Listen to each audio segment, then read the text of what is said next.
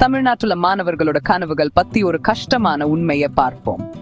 நிறைய பேர் பெரிய கனவுகளை வச்சிருக்காங்க, ஆனா ஒரு சிலரால மட்டும்தான் அவங்களோட லட்சியங்களை அடைய முடியுது.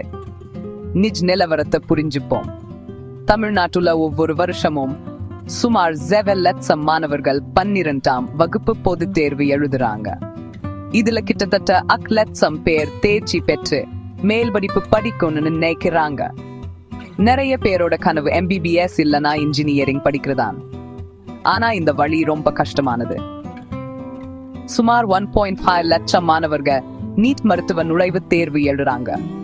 அதிர்ச்சியான விஷயம் என்னன்னா, இதுல பாதி பேர், அதாவது சுமார் 5,000 பேர் மட்டும்தான் தேர்ச்சி பெறுறாங்க. ஆனா இங்க ஒரு சிக்கல் இருக்கு. தமிழ்நாட்டுல இருக்க 74 மருத்துவ கல்லூரிகள்ல வெறும் 10,000 MBBS சீட்டுகளும் 3,000 BDS சீட்டுகளும் மட்டும்தான் இருக்கு. அப்போ மீதி பேருக்கு என்ன ஆகும்? இதா சவால். ஒருத்தோட கனவு நிறைவேறுனா ஆயிரக்கணக்கானோர் புது வழிகளை தேட வேண்டி இருக்கு. இந்த பயணம் கஷ்டமானதுதான், ஆனா நம்பிக்கை மட்டும் குறையாம இருக்கு.